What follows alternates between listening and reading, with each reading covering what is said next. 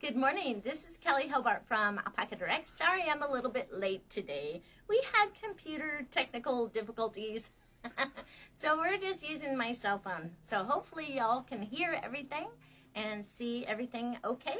Today I'm going to be talking about socks, and I thought maybe I would talk about 3 different ways to do your toe for a toe-up sock. I thought that would be nice. And then next week I was thinking maybe I'll work on 3 different heels that you can do for toe-up socks so that you can have fun knitting socks like I do.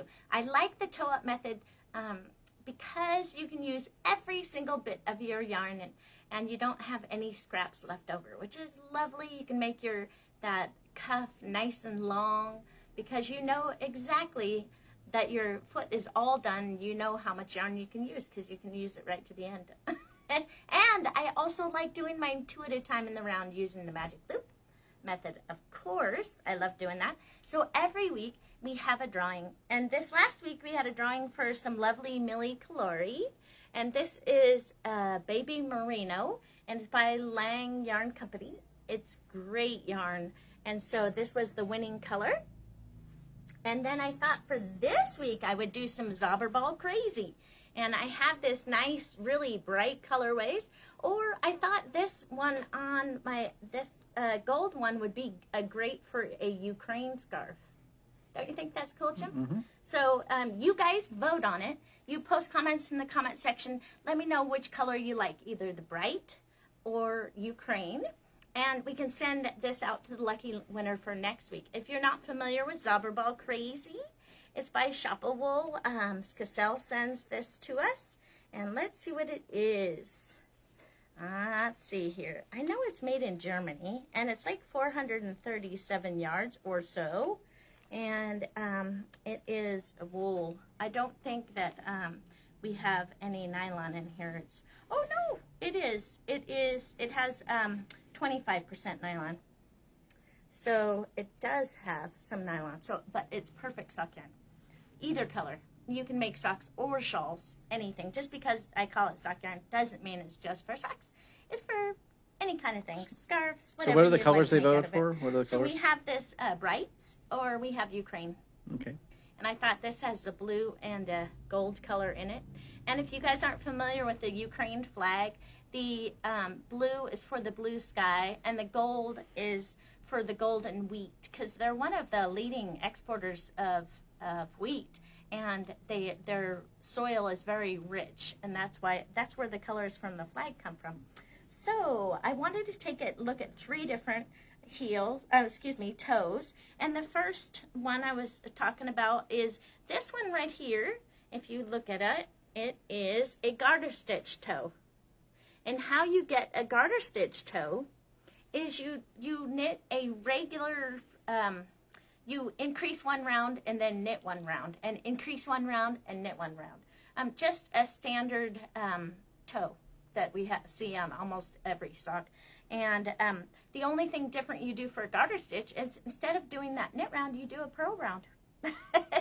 Super easy. And what I love the garter stitch toe and heels for is when you're doing color work, because the color work creates a thicker sock, because it's kind of like double thick.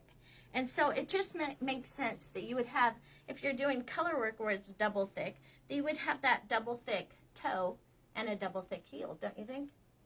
Don't you think, Jim? Mm-hmm. Yeah. Yeah, and it kind of evens it out. Whereas if the toe and the heel in this pattern were done in stockinette stitch, it wouldn't be so robust and nice and fluffy looking as the garter stitch. It might wear out sooner too. Yeah, it just feels really good on your feet too. It feels about the same thickness rather than having a stockinette stitch toe and heel. And then I wanted to, this one right here is an example of where I did, they call it a rounded toe. So this was cast on 12 stitches, and then you would increase with no knit rounds in between for like 4 times. And then you slowly do the rest of the increases by doing like 1 increase round and then 2 knit rounds, and then 1 increase round and then 2 knit rounds, and then 1 increase round and then 3 knit rounds. and it makes your sock look like this. What it does is if this is the standard increases where you increase every other round, and you could see on these two yarns that one is more petite from either side. It goes up slowly, where this one gets wider faster. And so if you want a nice roomy toe for your socks, increasing, like 4 times in the beginning and then spreading out your increases with knit rounds creates that kind of a toe, a wider toe. What are they called again? This is just another way to knit. It's called rounded toe. Okay. Yeah. And so I also wanted to take 1 second, take a look at, sorry, my yarn is kind of tangled up here. But I want to take a look at something here. So when we're talking about doing our socks, I was talking to my friend Renee, and she works here at Alpaca Direct with us. And she said, I always have a hard time. She said she has a hard time doing her toes when she's doing TV or what have you, because she has a hard time of keeping track of her increases. And I told her, use stitch markers. And so I wanted to show you how I use stitch markers so that you can see what I'm talking about with Renee. So in the center, I have 10 stitches. And I know that for me to do a typical pair of socks, I need to have 56 stitches. So 28 stitches on the front and 28 stitches on the back, which equals a total of 56 stitches, which creates a sock on a number 2 needle that fits my foot like a glove. It fits my foot great.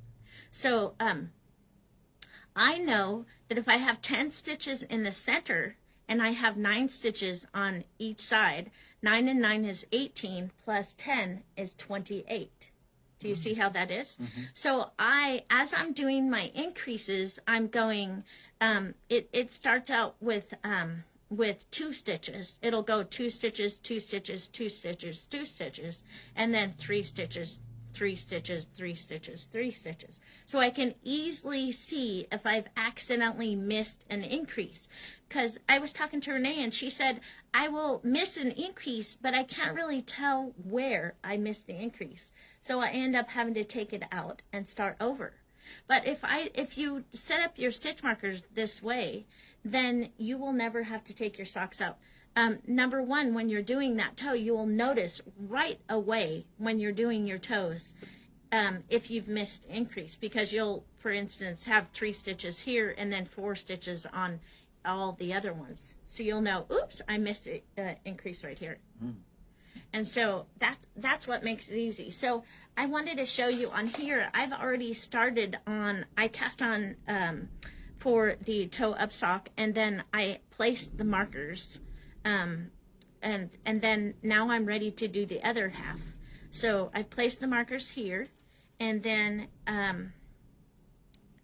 what I would do is I would take 2 more green ones if I have them, and put them on the other side, because I like to have a different color for the actual beginning of the round. So I don't have to think about, have I done a half round, have I done a whole round, or what have I done? Also, there's another thing that you want to think about when you're doing the magic loop method and you're going from this one half to the other half. There is what I call, you can create ladders when you're doing it. So I just wanted to show you real quick what I'm thinking in my mind so that I never have ladders in my work. And you can tell because all my projects that I've knit,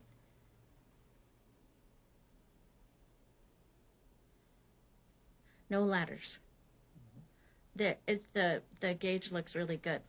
Okay, and so I want to show you my method. So maybe this might help some of you out there so that you could do the same thing and have the same success that I have. So on here, now I've done this one. That's my last stitch, and I know that because I have my working yarn right here, right?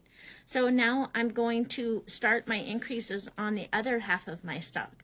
And what I do is I do knit front and backs when I do my increases, just because it's the easiest to do. So I would do a knit front and back and place a stitch marker. Then I would go ahead and knit to the other edge till 2 stitches before the end.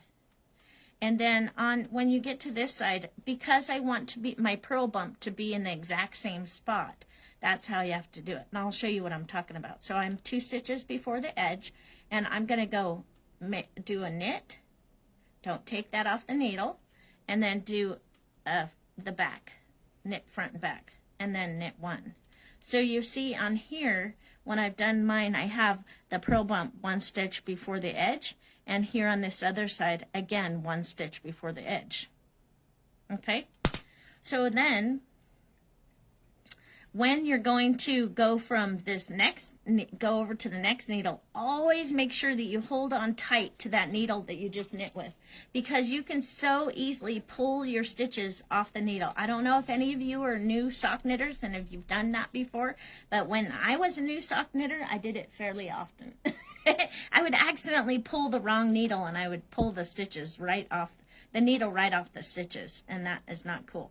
So when I go from one half of my sock to the other half, all I tell myself is set that stitch back up against the cord. Okay? Don't yank on the working yarn, because what you'll do is you'll make a bump in your work where the gauge is actually tightened up, and it makes like a ripple in your work. And you do not want that. That's not cool. That you don't want to do that. So you just want to set that needle to the back where your cord is. Okay? So then I go ahead, and again, I am ready to change needles. Also, notice here on these cords, these are Chow-Goo needles. They make great sock needles, and let me show you why. Okay, so these cords, they lay pretty flat. Now let's look at this sock. These cords are Addy, I think they're the Addy lace, and the tip is okay. The tip is kind of more blunt than I would like to use. I prefer to have a tip that looks like this. These are carbons, and the tip is a little sharper so you can get under your stitches better. So when you're knitting socks, using a lace tip for your socks is a great idea, especially for newer sock knitters.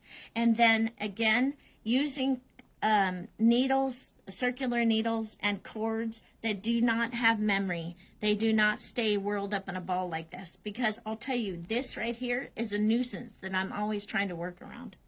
It makes it harder for me to knit these socks because of these little loops are in my way. So using some needles that are like this with no memory, such as Chow-Goo cords have, they have no memory, and it makes it much easier to do the magic loop method using a cord with no memory. So let me just show you one more time again. So I'm going around this corner here, and what I do is I just knit that stitch and then bring that stitch to the back needle without yanking on that. See how my stitch that's on my needle is still about the same gauge. That's what you want. You just want to take the ladder out of the stitch. Yeah, you just want to make it close to its buddy in the back there. But don't choke it by pulling on your working yarn. And then you'll be a happy camper, because you'll find your socks look beautiful. So there I have just finished my heel, and I've finished a knit round, and now I'm ready to increase again. So you'll see, I'll just do this half so you can see it. I'm going to do a knit front and back. And you can even make this loose if you need to. And then what you can do is when you take it off the needle, just tighten it up some. Without choking it. Yeah. And then we'll go over to the other side over here. And knitting socks is super fun. I love the slipper type of socks. And so you can see I can watch TV, because each increase round goes from 2 to 3, 3, 3, 3. And then I know I'm at the beginning of the round because of the light colored stitch marker. Right, Jim? I do socks all the time while I'm watching TV. And this is how I do it. I'm not a rocket science. I can't remember it any better than you can, but I can actually count to 3. I can count to 3. I can go 3, 3, 3, 3, 4, 4, 4, 4, 5, 5, 5, 5, and I can be a happy camper. And I can easily identify the beginning of the round. So if I get too excited about my moving, I'm like, oh, orange stitch marker, time to do something different. So I thought maybe that would help you. So again, there's a ton of different kinds of sock toes that you can do for your socks. And if you're doing your color work, I love the garter stitch. If you want a wider toe and you want a little more room in that toe box area, you can use a rounded toe method. And that is just increasing without knitting for like 4 rounds. And then you would intersperse them out with more knit rounds after that, like 2 knit rounds between each increase round, and then eventually 3 knit rounds between each increase. And it makes this. But if you're doing your socks 2 at a time, you can kind of, I just did mine out of the blue. You can kind of, it doesn't have to be perfect. You could start with 1 knit round in between, and then 2 knit rounds in between, and then 3 knit rounds. It's whatever you like. Because if you do your socks and you're doing them 2 at a time in the round, do whatever strikes your fancy, because they're going to be exactly the same, and they're both going to fit nicely on your feet. You can see there's not a huge difference between these 2 toes, other than this one has more room in the toe box area. But if you cast on, this was casting on 12 stitches. If you cast on 10 stitches, it wouldn't be as wide. You know, it's totally up to you, whatever you want to do. And I can guarantee you that when I finish my socks and I put them on, they're both going to feel comfortable. And I'm not going to remember which method I did. I just do whatever. Usually I just do the traditional increases, which are these right here. That's the traditional? Yeah. That's what I usually do, just because I can do it without thinking. I like being able to do mindless knitting when I'm watching TV or enjoying a show, and I can have fun doing that. So you guys, don't forget to vote on this week whether we wanted the bright colorway in Zauberball Crazy or the Ukraine colorways in the Zauberball Crazy. And like I said, 75-25 blend of wool and nylon, great for socks and shawls, both of them. So yeah, and then let's see who the winner is for this week. Oh my gosh, I love this Millie Calori. If you have not used Millie Calori, it makes a great little shawl. And the winner for today is Cynthia Talbot. Yay! Congratulations, Cynthia. You won some lovely Millie Calori baby. If you haven't tried this yarn by Lang, it is a very nice yarn. And I think that, oh, shucks, what is the name of that shawl? Hitchhiker. Hitchhiker. I have done Hitchhiker with these Millie Calori baby, and it is beautiful. So, and if you haven't tried the Hitchhiker scarf, I think there are about 5 million people that have done that scarf. It's great. It's like an icon. You should try it if you haven't. And I was thinking that for this next week, that I would, again, I'm going to be talking about different heels for toe-up socks, because Renee is the one that gave me the idea. She likes toe-up socks too now, because, like I said, you can use all of your sock yarn, because once your foot is created, you can use all the rest of your yarn on your leg. Whereas if you're doing a top-down sock, you have to make sure you have enough yarn before, so that you can do the whole foot. What if you got to the end of your socks and you were all the way at your toe and ran out of yarn? You would have to buy a whole nother ball or skein, or you would be having a cold foot. I don't know. I've never had that happen, but I don't imagine it's fun. You would have to take your workout, maybe? I don't know what you'd do. It would be a mess. Not fun. We want to avoid that whole thing. So just try the toe-up socks. And this next Tuesday, we can talk about our heels. So you guys have a great week. Enjoy the beautiful weather, and I will see you then.